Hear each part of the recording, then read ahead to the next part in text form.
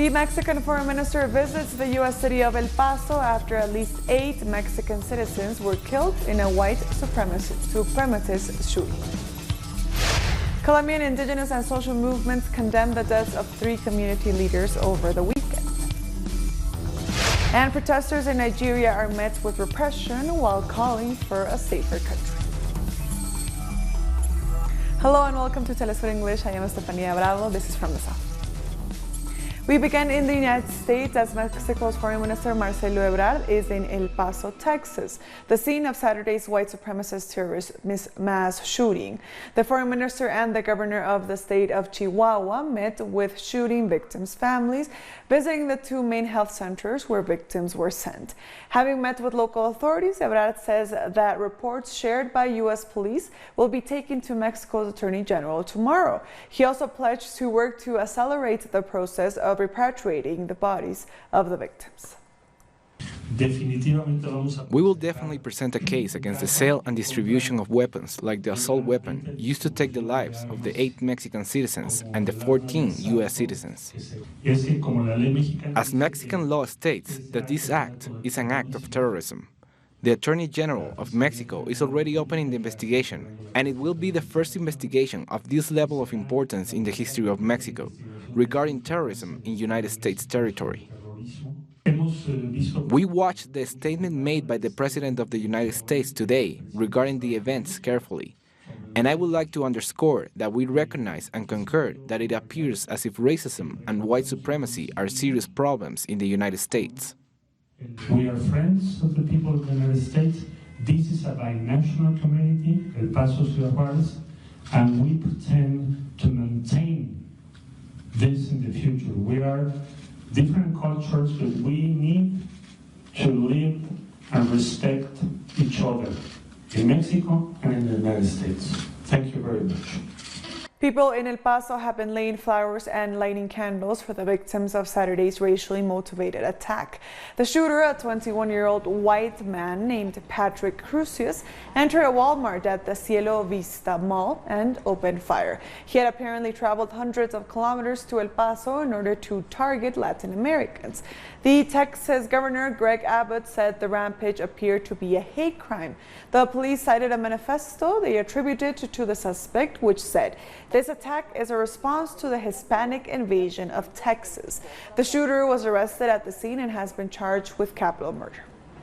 We have been providing continuous care in the intensive care unit to these most critically injured patients.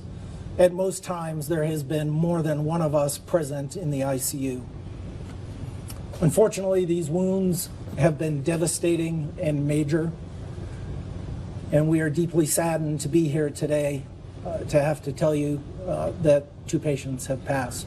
And less than 15 hours after the attack in El Paso, another mass shooting took place in Dayton, Ohio, which saw 9 people gunned down and at least 27 injured.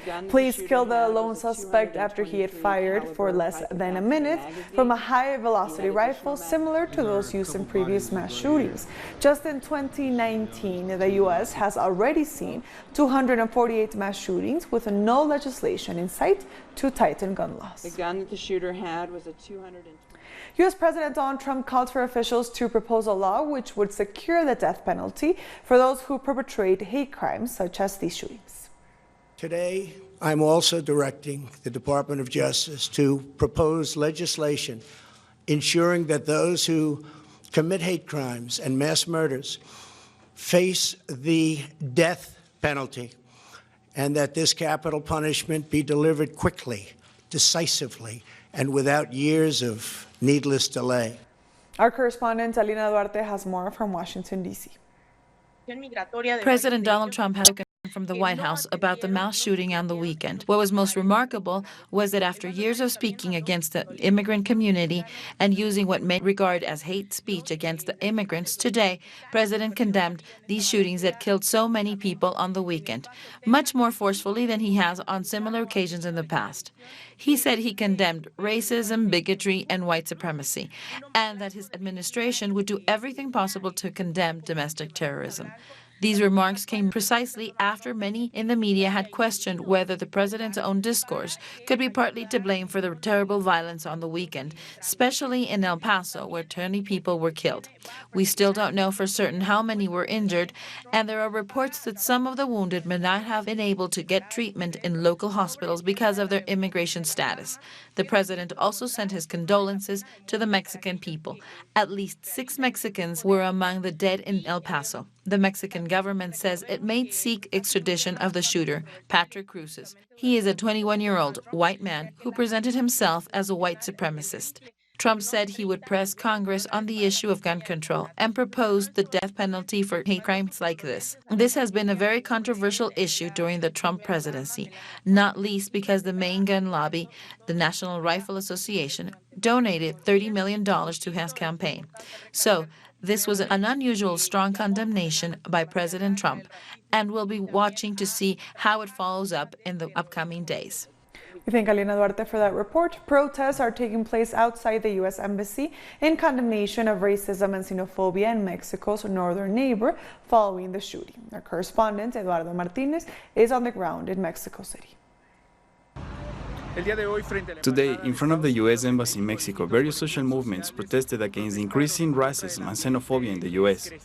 This is taking place after the events that took place in El Paso, Texas, where a white man shot and killed more than 20 people who were in a mall, among them 8 Mexican citizens. Mexico's foreign minister is currently in El Paso, Texas, where he is meeting with the relatives victims as a consequence of what has been qualified as an act of terrorism. And Venezuela has issued a travel warning for its citizens in the wake of growing white supremacist violence in the U.S. The Foreign Ministry communique stresses a racial discrimination in the U.S. and underscores the issue of hate directed at migrants. It also points to the massive number of arms in the U.S. and says that the White House is partially responsible for this. Uruguay has also warned its citizens traveling to the United States as a result of the growing violence in the North American country. The Foreign Office alert implores Uruguayan citizens to take precautions against indiscriminate violence if traveling to the U.S., saying that the recent mass shootings are racist hate crimes for the most part. The document also emphasizes high gun ownership in the U.S. and advises Uruguayans to avoid crowds when in the country. Coming up after the break, Ecuadorian retirees enter day 14 of a hunger strike. Don't go away.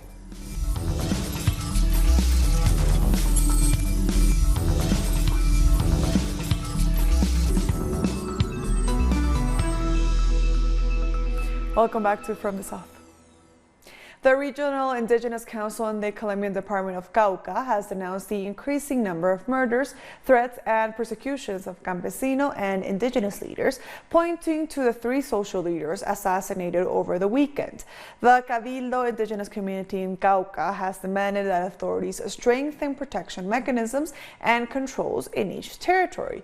They also reiterated the call domestically and internationally for support in ensuring the Colombian government fulfill its responsibilities in the wake of the violence against social leaders. The Institute for Development Studies and Peace revealed that there are currently 1,351 social leaders being threatened in Colombia. Campesino, Afro-descendant, and indigenous movements have started the humanitarian caravan flight in the Department of Chocó in order to generate greater visibility for the crisis of social leader murders in Colombia and highlight the government's abandoning of the region, which has a 90% poverty rate. More than 70 social, local, and international organizations have joined the caravan, which will continue until August 12th. This announcement is being made on a national and international level. It isn't just about visibilizing the humanitarian crisis, which is already well known. The murders of social leaders is an issue that is already international.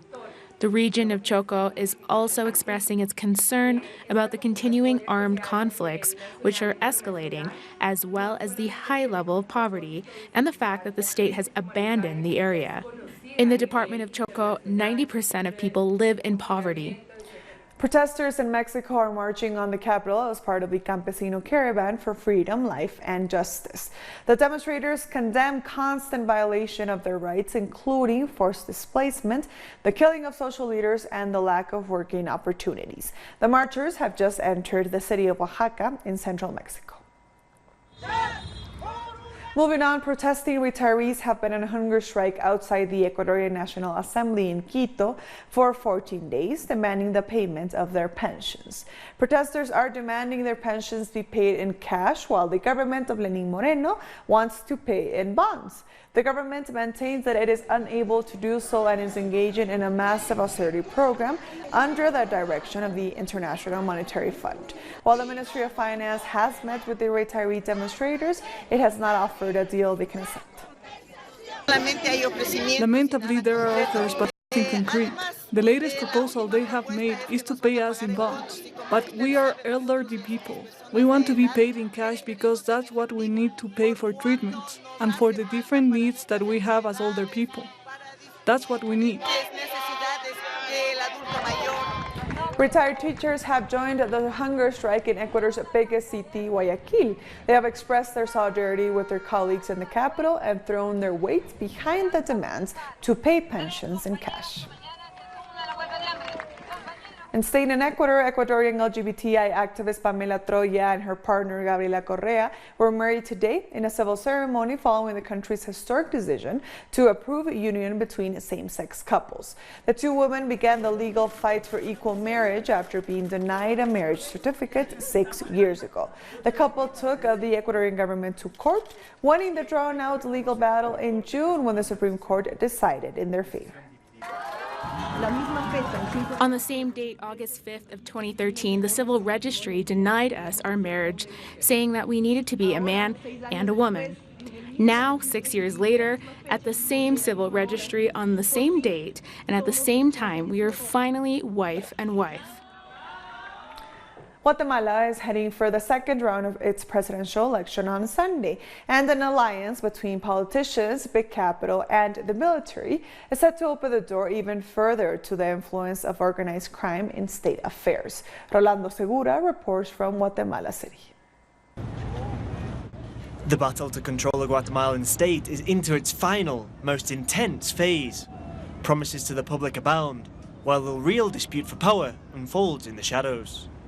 The influence of private companies which are financing this campaign is very obvious, but ordinary voters are more worried about just surviving, so they let it go. The private sector is trying to make sure its own interests are fully represented in the government. This is a pact between corrupt sectors in which the most powerful businessmen illegally finance the political parties, which take over the legislative power, and it is their members of Congress who are the ones making the laws. According to Guatemala's Del Valle University, the index of institutionalized bribery shows that the construction sector, public administration, social security plans, and mining are the areas most susceptible to graft. An agreement between the UN and the Guatemalan government in 2007 gave rise to the International Commission Against Impunity. It soon upset Guatemala's rich and powerful. To begin with, it seemed to be dealing with isolated cases, but the threat of corruption led straight to the holy cows of the business associations. They began to discover cases of corruption in the Congress, then in contracts between public institutions and construction companies, and then in family of President Jimmy Morales. In fact, it was difficult to find anyone who wasn't involved in corruption. We began to understand the level of corruption within the state, within the executive, the Congress, and the justice system. The investigations led to the imprisonment of 2 former presidents. First, Otto Perez Molina, who was involved in customs fraud. This is a circus. It is a show. After that, his successor, Alvaro Colom, was accused of fraud and embezzlement worth millions in the buying of buses for the capital's transport system. The current president, Jimmy Morales, put an end to the UN's Anti-Corruption Commission after it twice asked for his immunity to be withdrawn, so that it could investigate suspected corruption in his 2015 election campaign. The CC has endangered the country's public security and governability. Thousands protested to demand Jimmy Morales' resignation. Some analysts believe there may have been an agreement between the president and the commission's funders, the US government, to give him immunity in exchange for obedience. It's not just about Jimmy Morales. It's about this war pro-impunity bloc in the executive and the Congress that are trying to guarantee their own impunity. No one seems to be immune to the spectre of corruption. At the polling stations, voters may be wondering whether their candidate should be on the ballot paper or in jail. The president of Puerto Rico Senate has legally challenged the appointment of Pedro Pierluisi as the island's new governor. On Sunday night, Tomás Rivera Schatz sought an injunction from a San Juan court against the government to demand that Pierluisi cease his functions immediately. The injunction also demands that a law used by the former governor Ricardo Rosselló to open the door for Pierluisi to become governor be deemed unconstitutional. On Friday, Pierluisi was confirmed by the lower house to become Secretary of State, but he still needed Senate approval to hold that position. Only after being confirmed as Secretary of State could he then become governor. As such, many are calling his swearing-in carried out behind closed doors as unconstitutional. St. Vincent and the Grenadines Prime Minister Dr. Ralph Gonsalves will open his country's first embassy in Taiwan. Dr. Gonsalves is currently on a state visit to the Southeast nation. His country's parliament has already passed a related budget for the embassy's opening and operation. Meanwhile, retired educator Andrea Bowman has been appointed as St. Vincent's first ambassador to Taiwan. Both countries share diplomatic relations since 1981. Still to come, around 240 migrants are rescued off the Spanish coast. Stay with us.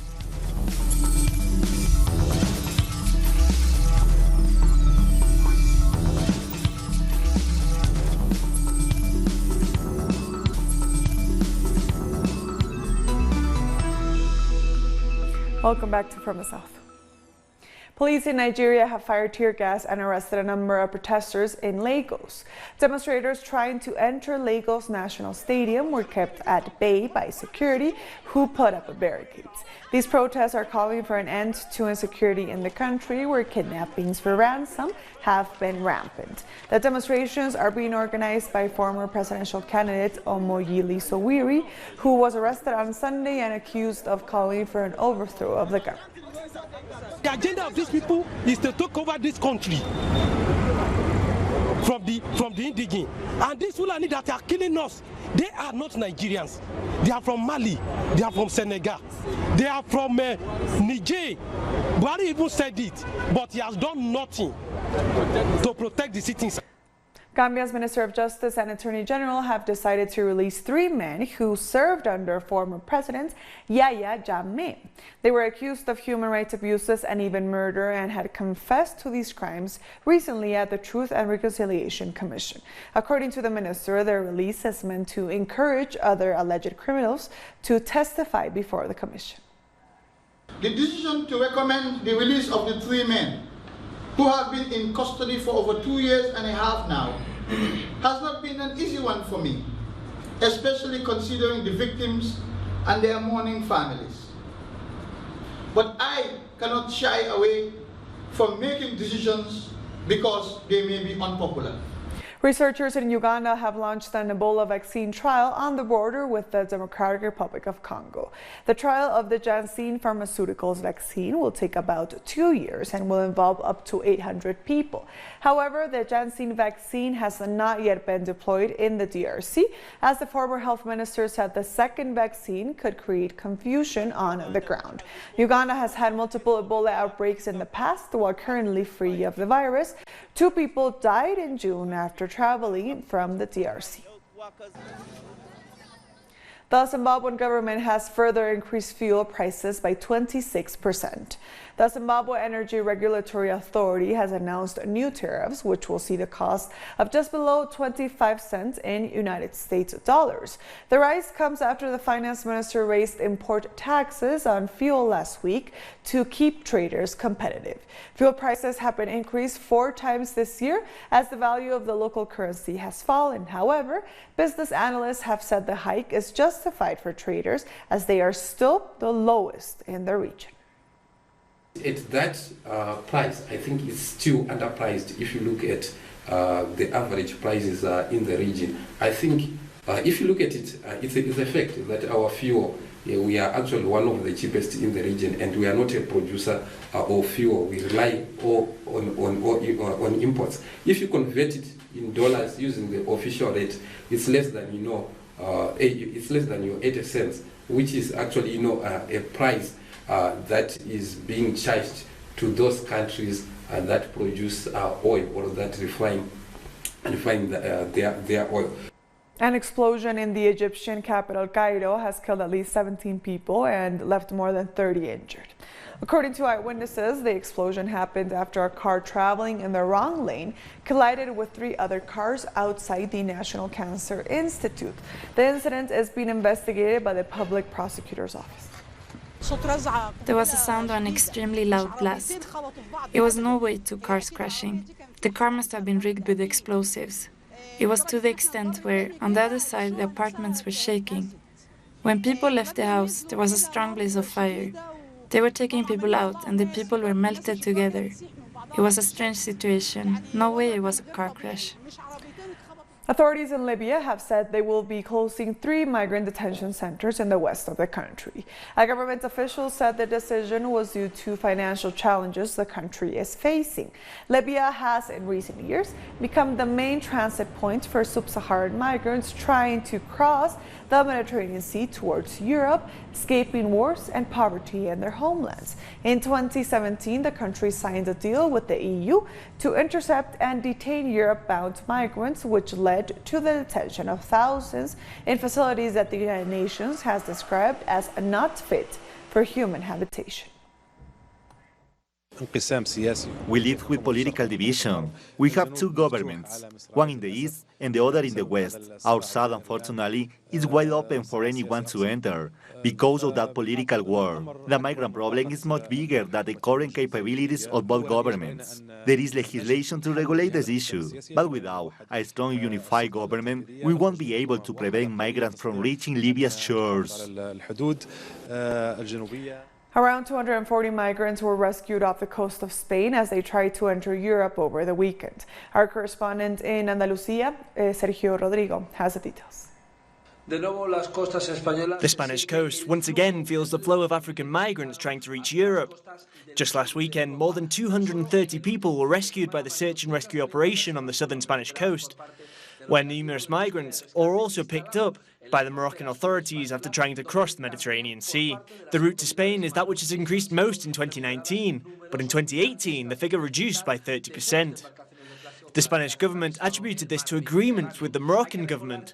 However, human rights groups said that Morocco is not a safe country for migrants and consistently violates the rights of those in transit. They call for life to be put ahead of death in the Mediterranean. The Spanish government is part of the blockade against the open arms migrant rescue ship, which is waiting in international waters for a European port to open up. There are currently at least 140 people on board. There is a possibility that a Spanish port will open as the vessel flies the Spanish flag. Moroccan auxiliary forces are preventing the access of food and water to migrants hoping to make the journey to Europe, currently camped in the north of the country. The European Union has been accused of funding such operations as it seeks to prevent migrants reaching Europe.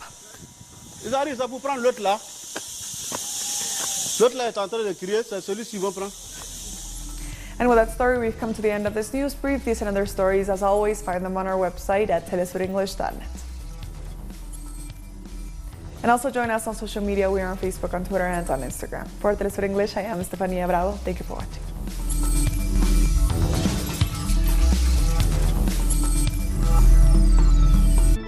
From here to beyond the south. From here to the